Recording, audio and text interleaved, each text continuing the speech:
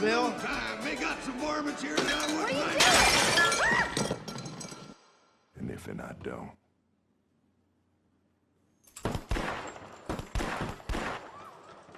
10 Wild West historical figures died. Now science unveils the rumors. We've all heard the dramatic tales of shootouts and untimely deaths, but what if I told you there's more to the story? Thanks to modern science, the true fates of these infamous figures are being unveiled, debunking myths and revealing some unexpected twists.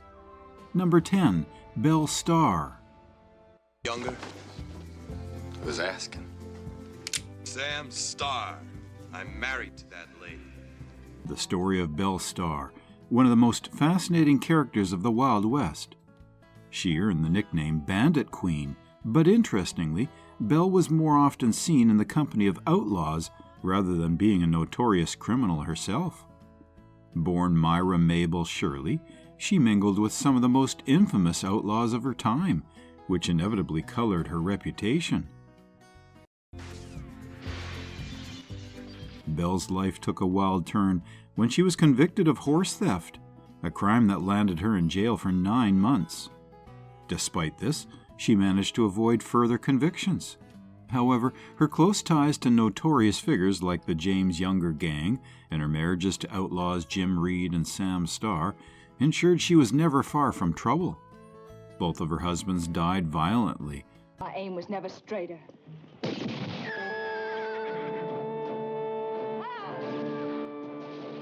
A fate that seems almost inevitable given their lifestyles.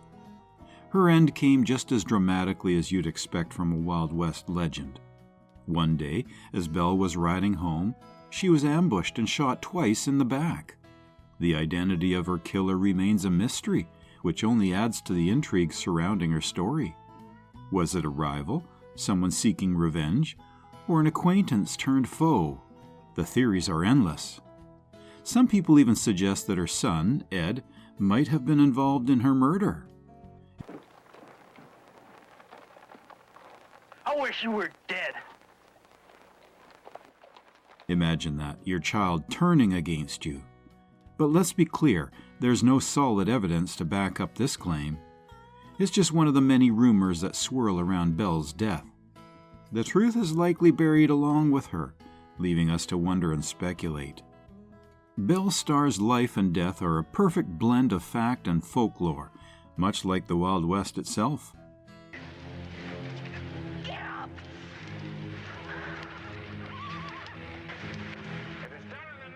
She was a woman who walked the fine line between lawful and lawless, surrounded by danger and excitement. Her story is a reminder of how life in those days were perilous and unpredictable, with every day a roll of the dice.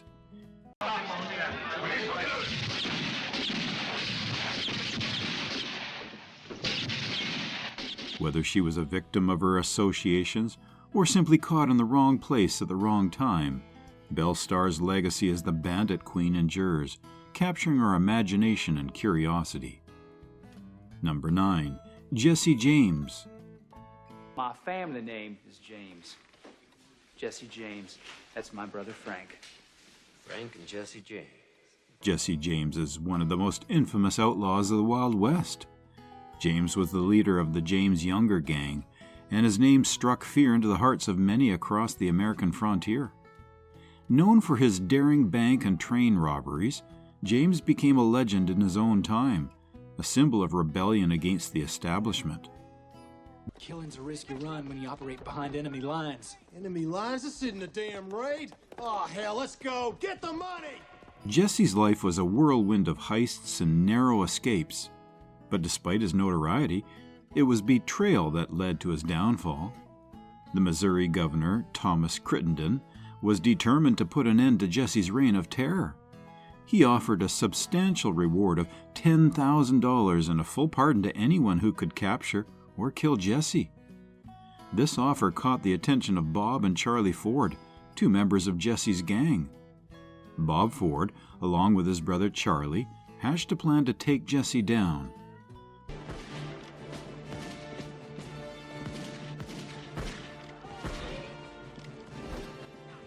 They lived with him for a while, gaining his trust.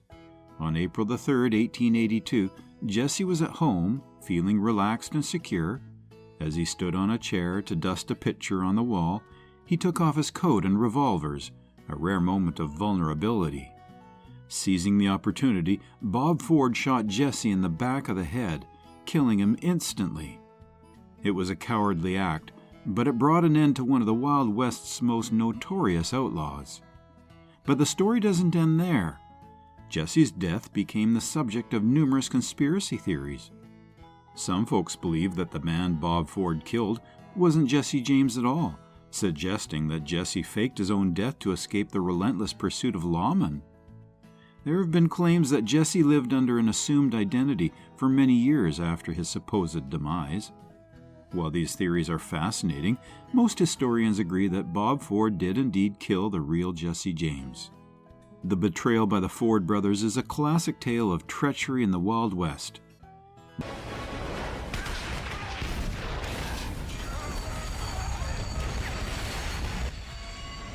They were hailed as heroes by some, but despised by others, particularly those who saw Jesse as a Robin Hood figure.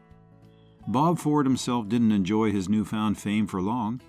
He was killed 10 years later, shot in a saloon, proving that in the rough and tumble world of the Wild West, betrayal often led to a grim fate. Jesse James' life and death epitomized the wild, lawless spirit of the American frontier. He was a man who lived by the gun and ultimately died by it, betrayed by those he thought he could trust. His story is a mix of fact and legend,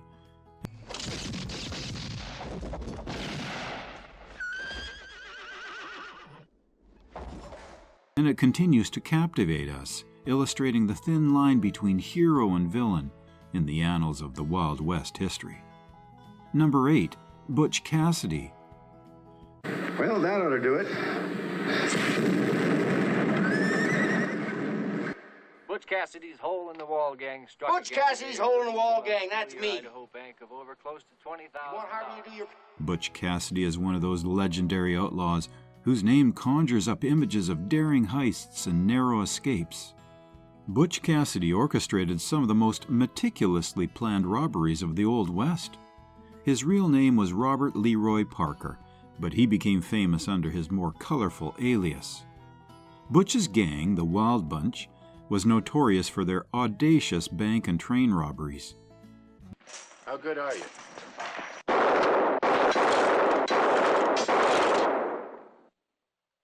They were so good at what they did that they seemed almost uncatchable. Butch had a knack for planning, always staying a step ahead of the law. His charisma and intelligence made him a natural leader, and his gang followed him loyally. They pulled off heists that netted them thousands of dollars, which was a fortune back in those days. But eventually, the heat got too intense in the United States, and Butch, along with his close associate, the Sundance Kid, decided to make a fresh start in South America. They hoped to leave their life of crime behind, but old habits die hard.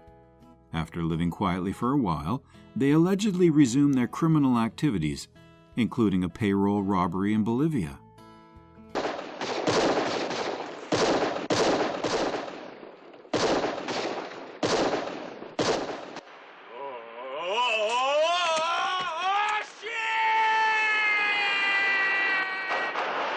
The end of Butch Cassidy's story, however, is shrouded in mystery.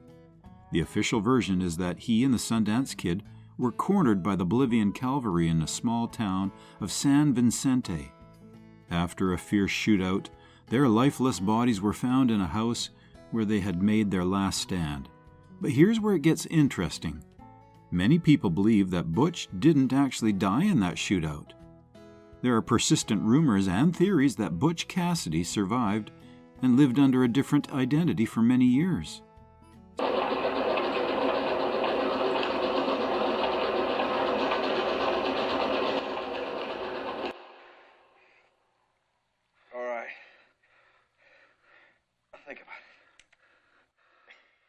Some say he returned to the United States and lived out his days in anonymity. There are even accounts of people who claim to have met him long after he was supposed to have died. These stories suggest that Butch might have faked his death to escape the relentless pursuit of the law and live a quiet life. One of the more intriguing pieces of evidence comes from his sister, Luca Parker Bettinson, who insisted that Butch visited the family ranch in Utah in the 1920s, well after his supposed death. She even wrote a book about it, fueling the speculation that Butch Cassidy managed to outsmart everyone once again. Kill him. Love to.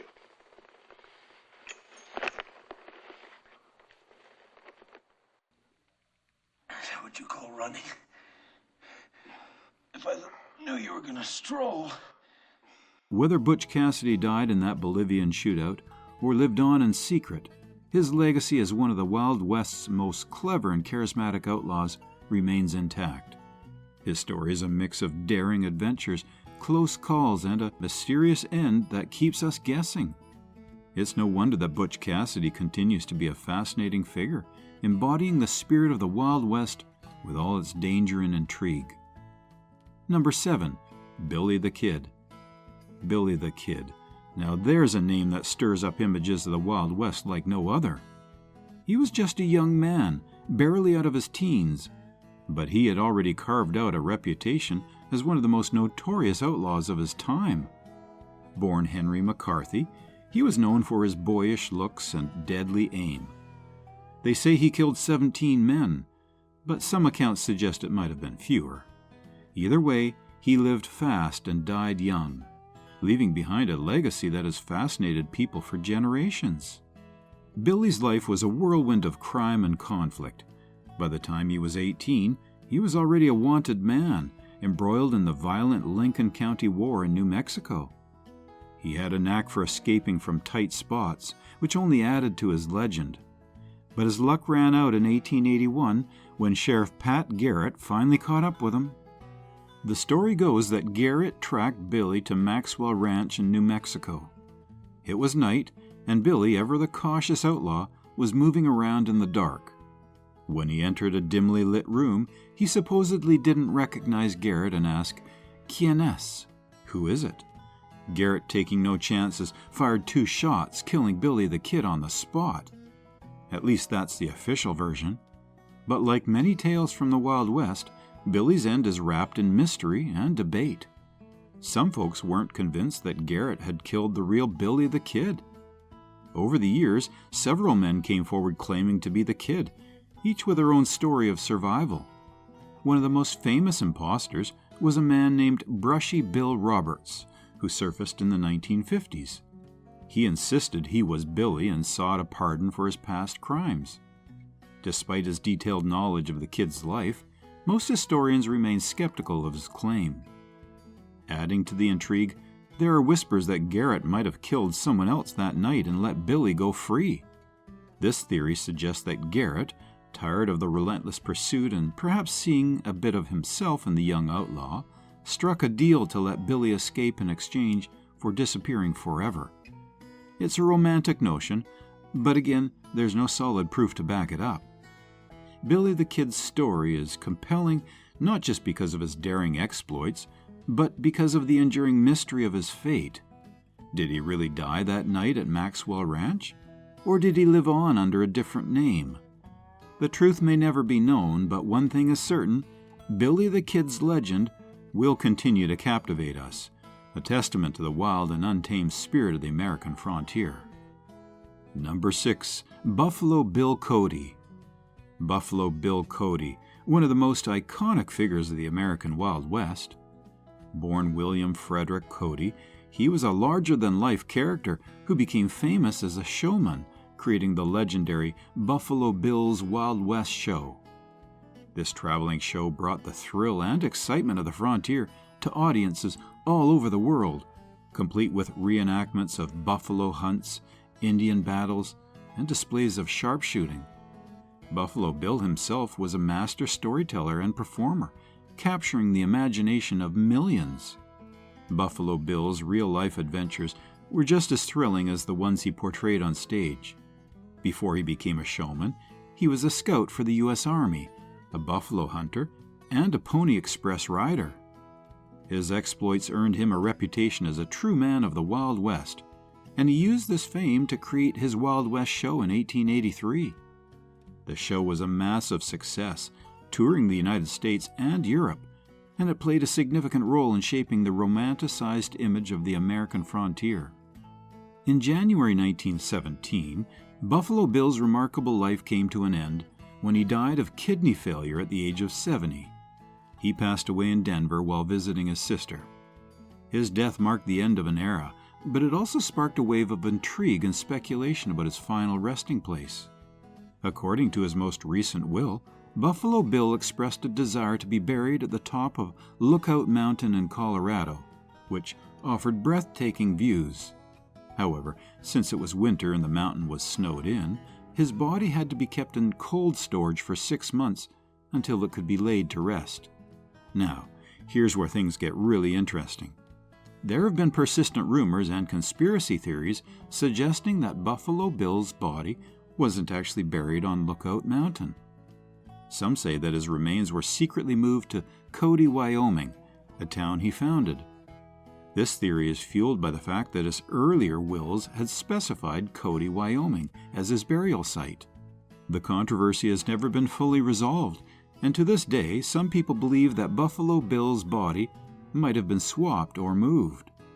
Adding to the mystery, the location where his body was kept for those 6 months, Ollinger's Mortuary, has now been turned into a trendy restaurant called Linger. It's a strange twist of fate that the place which once housed the body of such a legendary figure is now a spot where people can go to eat and drink. Buffalo Bill Cody's legacy is a fascinating blend of fact and fiction, just like the Wild West he so vividly portrayed. His life story is filled with adventure, and even in death, he continues to be a source of intrigue and speculation. Whether he's truly resting on Lookout Mountain or somewhere else, Buffalo Bill's spirit lives on in the stories and legends of the American frontier. Number 5. Calamity Jane. The life of Calamity Jane, one of the most colorful and legendary figures of the Wild West. Born Martha Jane Canary, she earned her nickname through her fearless and often reckless exploits. Known for her sharpshooting skills, she became a symbol of the rugged frontier spirit. But what really makes her story fascinating is her close association with another Wild West legend, Wild Bill Hickok. Calamity Jane's life was a mix of adventure and hardship. She was a tough, independent woman who could hold her own in a world dominated by men. She worked as a scout for the U.S. Army, rode for the Pony Express, and was even rumored to have dabbled in the world's oldest profession. Her reputation as a crack shot and a skilled rider made her a popular figure in Buffalo Bill's Wild West show, where she dazzled audiences with her daring stunts. Despite her tough exterior, Jane had a softer side, particularly when it came to her fondness for Wild Bill Hickok. She often claimed they were close friends, and some stories even suggest they were romantically involved. However, Hickok himself seemed to have had little interest in her, and many historians believe that Jane exaggerated the closeness of their relationship. Jane's later years were marked by a struggle with alcoholism. Her hard drinking lifestyle took a toll on her health, and she eventually succumbed to it all at the age of 51. Despite her rough and tumble life, her death was a quiet one, far removed from the wild adventures that had defined her. Where the story takes an interesting turn, Calamity Jane was buried next to Wild Bill Hickok in Deadwood, South Dakota. Some say this was an act of jest, as Hickok had shown little interest in her during his lifetime. The truth might be lost to history, but what remains clear is that Calamity Jane's life was as wild and unpredictable as the frontier itself. Her story, filled with bravery, heartbreak, and a bit of embellishment, continues to captivate us.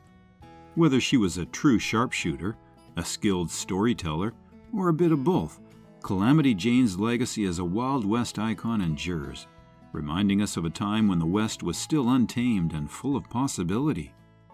Number 4. Bat Masterson. Bat Masterson, a man whose life story reads like a novel from the Wild West. Born William Barclay Masterson, he became famous as a gunfighter and later as the sheriff of Dodge City, Kansas, one of the most lawless towns in the West. Bat was known for his cool demeanor and sharp shooting skills, qualities that served him well in a place where keeping the peace often meant facing down some of the roughest characters around. Bat's journey to become a lawman was as adventurous as they come. He started out as a buffalo hunter and scout before finding his calling in law enforcement. In Dodge City, he made a name for himself by restoring order in a town that was rife with violence and vice. His reputation for fairness and courage earned him respect from both his peers and the public. He wasn't just a lawman, he was a legend in his own time. After his days in Dodge City, Bat's life took a surprising turn. He moved to New York City and swapped his gunslinger lifestyle for something much quieter but equally interesting. He became a sports writer and newspaper columnist, covering boxing and other sports for the New York Morning Telegraph. It's almost like something out of a movie, this rough and tumble sheriff from the Wild West settling into a more peaceful, intellectual life in the bustling metropolis of New York. Bat's transition from the Wild West to the East Coast wasn't just a change of scenery, it was a complete transformation. Imagine a man who had spent his life dealing with outlaws and gunfights, now writing about the finer points of boxing matches and the latest sporting news. It's a testament to his adaptability and intelligence. He had a way with words that was just as sharp as his aim with his gun. Bat Masterson's life came to a quiet end in 1921. He died of a heart attack while sitting at his desk at the newspaper, pen in hand. It's almost poetic, this legendary figure from the Wild West passing away while doing what he loved in his second career. His death marked the end of an era, but his legacy lived on, both in the stories of the Old West and in articles he wrote. There are no wild conspiracy theories about Bat's death. His life had already been so full of adventure and transformation that it seemed fitting for him to have a peaceful end. Bat Masterson's story is a fascinating blend of the Wild West and the civilized East, a reminder of how much the world changed in just a few decades and how one man can bridge those two very different eras. Number 3, Annie Oakley. Annie Oakley, now there's a name that stands out in the history of the Wild West. Born Phoebe Ann Mosey, she became a legend in her own time as a sharpshooter and a star performer with Buffalo Bill's Wild West show. Annie's shooting skills were nothing short of miraculous. She could split a playing card edge on at 30 paces and hit dimes tossed into the air. Her incredible talent and modest demeanor won her fans all over the world. Annie's story began in Ohio, where she started shooting game to support her family at a very young age. Her remarkable accuracy with a rifle soon gained her local fame, and it wasn't long before she caught the eye of a professional sharpshooter named Frank Butler. They met in a shooting competition where Annie, just 15 years old, outshot Frank. Instead of feeling defeated, Frank was smitten. They married, and Annie joined his traveling shooting act, which eventually led them to Buffalo Bill's Wild West show. Performing with Buffalo Bill, Annie dazzled audiences from America to Europe. She performed for royalty and common folk alike, earning her the nickname Little Sure Shot, from none other than Sitting Bull himself. Her petite stature and calm, unassuming manner made her even more remarkable as she consistently wowed crowds with her sharp-shooting prowess. Annie and Frank's partnership was not just professional, but deeply personal. Their marriage lasted over 50 years, a testament to their strong bond. Annie's health, however, began to decline in her later years. She suffered from anemia, which eventually took her life in 1926. Frank Butler, who had been by her side through every triumph and trial, was devastated. He died just 18 days later, leading many to believe that he succumbed to a broken heart. The story of Annie Oakley and Frank Butler is one of enduring love and mutual respect. While some might dismiss the idea of dying from a broken heart as romanticized, anyone who has lost a loved one understands how grief can take a physical toll on a person.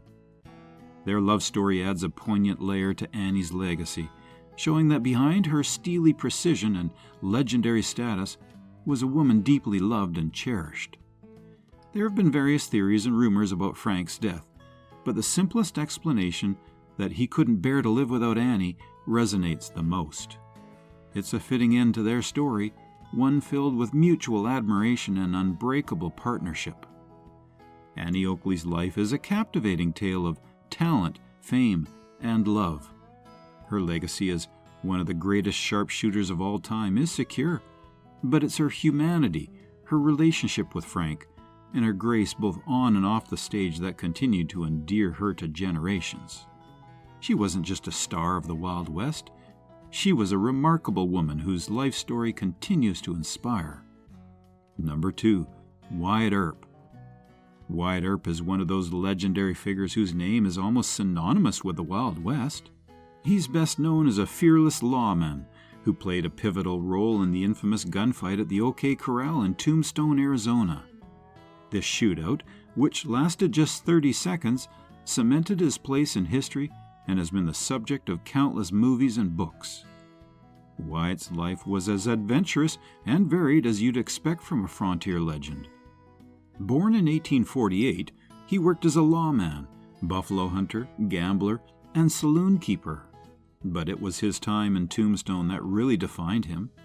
Alongside his brothers Virgil and Morgan, and the ever-colorful Doc Holliday, Wyatt took a stand against the Clanton-McClary gang in a bloody gunfight that became one of the most famous events of the Old West. The OK Corral shootout wasn't just a showdown. It was a clash of law and lawlessness, and Wyatt's bravery made him a hero. After Tombstone, Wyatt's life took many turns. He moved around the West, dabbled in various ventures, including gold mining and saloon keeping. Unlike many of his contemporaries, Wyatt managed to avoid the violent ends that claimed so many lawmen and outlaws of his time. Instead, he lived a long life and eventually settled into Los Angeles, where he became something of a minor celebrity, advising on early Hollywood westerns and sharing his tales of the frontier days. Wyatt Earp died peacefully in 1929 at the ripe old age of 80, a remarkable feat considering the dangerous life he led. His death was natural, free from the violence that characterized much of his earlier years. This peaceful end is quite a contrast to the tumultuous lives of many Wild West figures, who often met their demise in gunfights or other violent confrontations. Because he lived to an old age and passed away quietly, there are few dramatic rumors and conspiracy theories surrounding his death. That's not to say his story lacks intrigue, though. Throughout his life, Wyatt was a figure of controversy. Some saw him as a hero who brought order to the chaotic frontier, while others viewed him as a ruthless enforcer who operated above the law. These conflicting perspectives have only added to his legend, making him a complex and fascinating character in American history. Wyatt Earp's life is a rich tapestry of adventure, law enforcement, and survival in a lawless land. He straddled the line between myth and reality, a man whose actions became larger than life. His peaceful death in Los Angeles might lack the drama of a shootout, but it also underscores the extraordinary journey of a man who lived through some of the most turbulent times in American history and emerged as a symbol of the Wild West. Whether you see him as a hero or a flawed man, there's no denying that Wyatt Earp's story is one for the ages. Number 1, Doc Holliday. Doc Holliday, one of the most intriguing and enigmatic figures of the Wild West. Born John Henry Holliday in 1851, Doc was a dentist by trade, but he's far better known for his skills as a gambler and a gunfighter. His partnership with Wyatt Earp and his role in the legendary gunfight at the OK Corral have cemented his place in history. Doc was a complex character, a man of refinement who found himself in the rough and tumble world of the frontier. He trained as a dentist in Pennsylvania, but after being diagnosed with tuberculosis, he moved west in hopes that the dry climate would help his condition. It was there that he reinvented himself as a gambler and gunslinger. Despite his frail health, Doc was a formidable figure, known for his quick temper and even quicker draw. His reputation as a deadly gunman was well earned, and he became one of Wyatt Earp's closest allies. The gunfight at the OK Corral in 1881 is probably the most famous episode in Doc's life.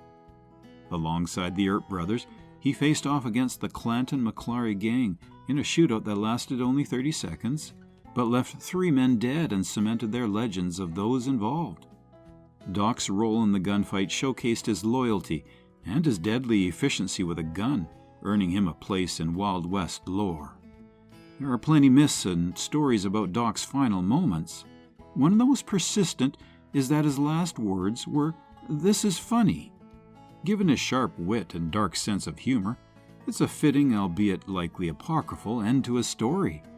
Some say he was surprised to die in bed, as he had always assumed he would meet a violent end. Whether or not the story is true, it adds another layer to the legend of Doc Holliday. Doc's life was filled with contradictions. He was a trained dentist who became one of the most feared gunfighters of his time. He was a cultured man who lived in the wild frontier. And despite his rough exterior, he formed deep bonds, especially with Wyatt Earp. Their friendship is one of the enduring tales of loyalty in the Wild West. Doc Holliday's legend is a blend of fact and fiction, a testament to the myth-making that surrounds the Old West. His life story, full of drama, danger, and a touch of tragic irony, continues to captivate us. Doc Holliday was more than just a gunfighter. He was a symbol of the wild, unpredictable nature of life on the frontier. And even in death, his legend lives on, as fascinating and complex as the man himself. So, what are your thoughts on this? Let us know in the comments below.